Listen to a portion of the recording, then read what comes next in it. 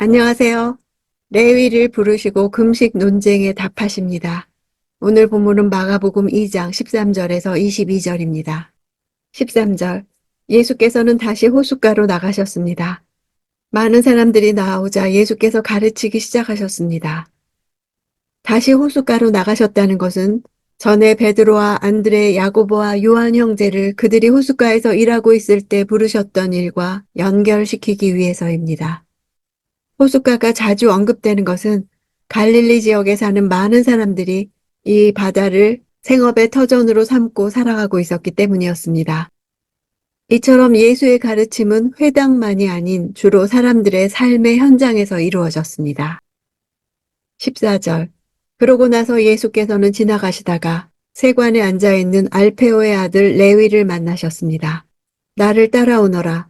예수께서 레위에게 말씀하시자 레위는 일어나 예수를 따랐습니다. 레위는 본명이고 마태는 그가 예수를 만난 후에 그분으로부터 받은 또 다른 이름입니다. 레위라는 이름은 그가 유대 집안 출신, 그 중에서도 제사장직을 담당한 레위 지파 출신의 남자가 부정한 직업을 가진 세리였다는 것은 놀랍습니다. 예수께서 세리 레위를 제자로 부르신 것은 병자 치유와 함께 당시에 죄인 취급당하던 사람을 회복하신 사건입니다. 부유한 생활을 보장하던 세리라는 자리를 즉시 박차고 일어난 결단이야말로 제자도의 전형적인 모습임을 보여주고 있습니다.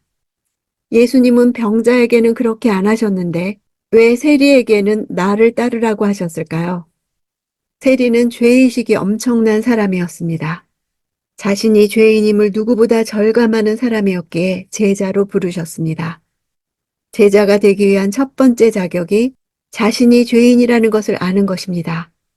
예수님이 이 땅에 오신 가장 중요한 목적이 인간을 죄에서 구원하는 것, 바로 죄의 해결이었습니다.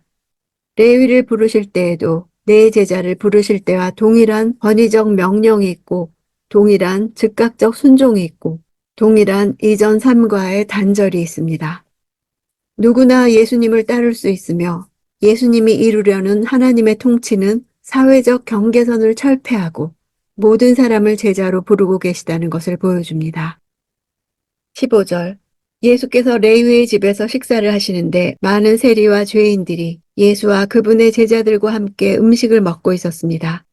이런 사람들이 예수를 많이 따랐기 때문입니다. 죄인들이란 단어는 당시 바리새인들이나 율법학자들이 세분화한 율법 규례와 유전을 잘 지키지 않았던 사람들을 가리키는 일반적인 용어였습니다. 땅의 사람들이라고도 불렸으며 많이 배우지 못했고 가난했던 서민들을 가리킵니다. 이런 사람들이 예수를 많이 따랐던 것은 예수께서는 당시에 죄인 취급받는 사람들을 불러 죄사함을 경험하게 하시고 하나님 나라에 참여시키셨기 때문입니다.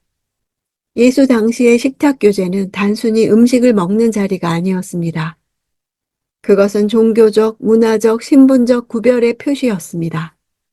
당시의 바리새적 유대교는 율법의 여러 조목들로 죄인들을 구분했습니다.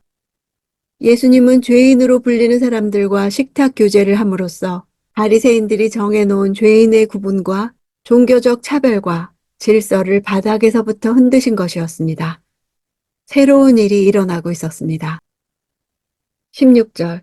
바리새파 사람인 율법학자들은 예수께서 죄인들과 세리들과 함께 먹는 것을 보고 예수의 제자들에게 물었습니다. 어째서 너희 선생님은 세리들과 죄인들과 함께 어울려 먹느냐?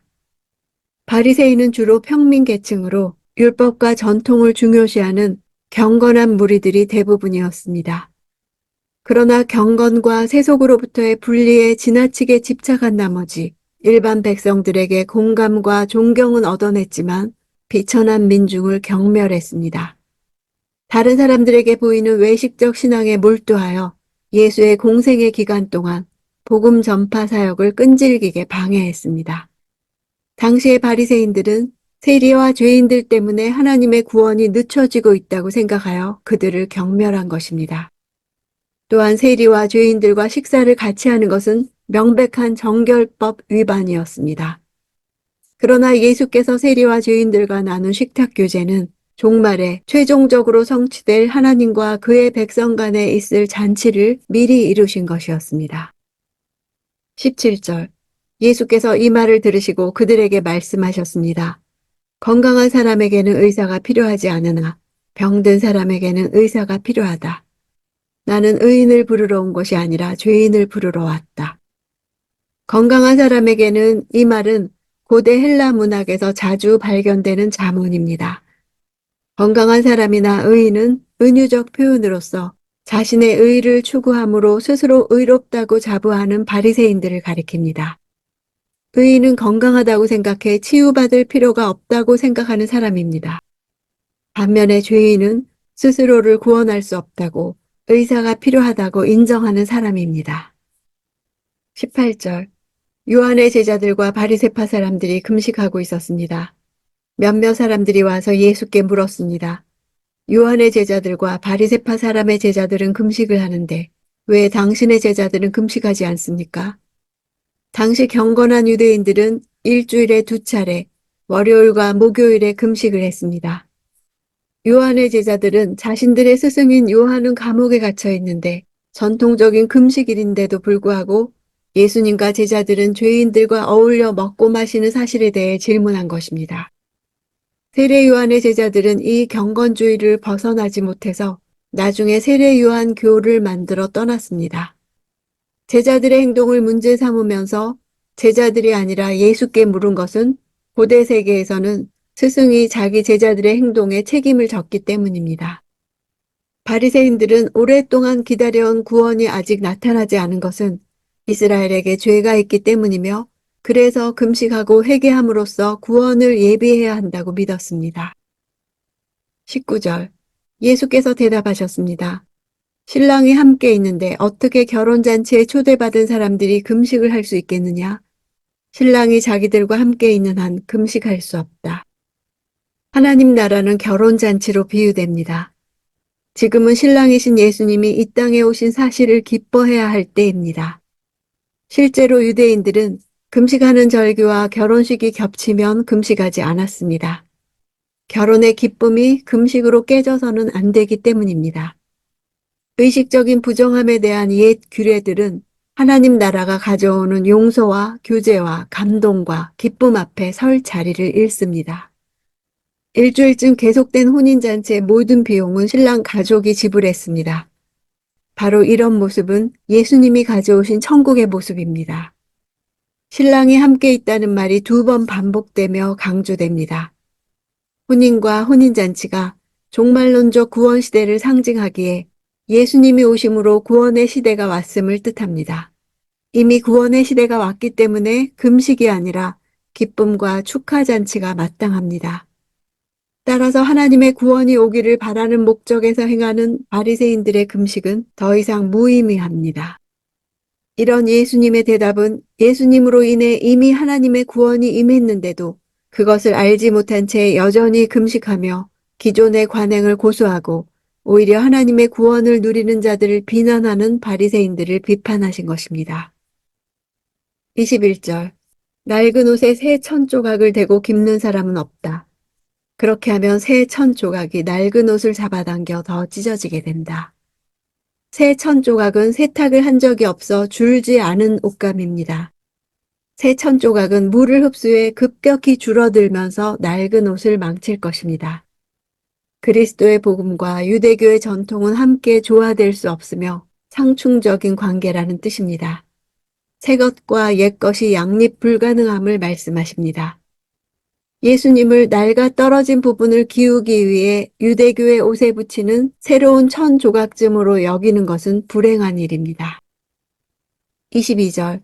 또한 새 포도주를 낡은 가죽 부대에 담는 사람도 없다.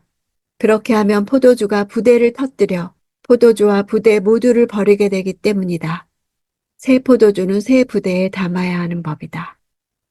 새 포도주가 낡은 가죽 부대에 부어졌을 때 가죽 부대를 버리게 된다는 단어는 예수님의 귀신 축출이나 종교 지도자들이 예수님을 죽이려는 음모, 또 포도원 주인이 악한 농부들을 진멸하는 행위에서 사용되는 단어입니다. 이 모든 문맥에서 버리게 된다는 단어는 예수님과 악의 세력 간의 투쟁을 암시합니다. 낡은 가죽 부대가 못쓰게 된다는 것은 옛 질서의 멸망을 가리키며 이것은 결국 종교 지도자들을 포함하여 예수님을 적대하는 모든 세력들의 멸망을 암시합니다. 예수님으로 말미암아 도래한 하나님의 나라는 사탄이 지배하는 현 체제와 양립할 수 없습니다. 새 천조각이 낡은 옷을 잡아당긴다는 표현은 예수님이 오심으로 인해 옛 질서에 충격이 가해지는 강력한 변화를 묘사합니다. 새 포도주가 가죽 부대를 터뜨리는 묘사도 예수께서 가져온 하나님의 통치가 옛 질서에 가하는 놀라운 변화를 보여줍니다. 왕성한 생명력을 지니고 있는 예수 그리스도의 복음을 낡은 질서가 수용하지 못합니다. 서로 적대적인 두 세력은 대립할 수밖에 없고 한쪽이 다른 쪽을 제거할 수밖에 없습니다. 예수님으로 말미암아 온 하나님의 통치는 구 질서의 지배자 사탄과 투쟁을 할 수밖에 없습니다. 예수의 가르침을 제대로 받아들이기 위해서는 나 자신이 변화되어야만 합니다. 내가 예수 그리스도를 담아내는 그릇이 되어야 가정과 교회와 공동체가 보존되는 것입니다. 내가 세부대가 되어 다른 가치관과 다른 태도를 가지는 것은 낡은 가치관으로는 할 수 없는 적용을 실천하는 것을 말합니다. 옛 시대는 종료되었습니다. 나의 삶에 예수께서 오심으로 옛 질서에 충격이 가해지는 강력한 변화를 볼 때 주저하거나 두려워합니까? 예수님의 왕성한 생명력이 내 삶에 날마다 나타나기를 기대합시다.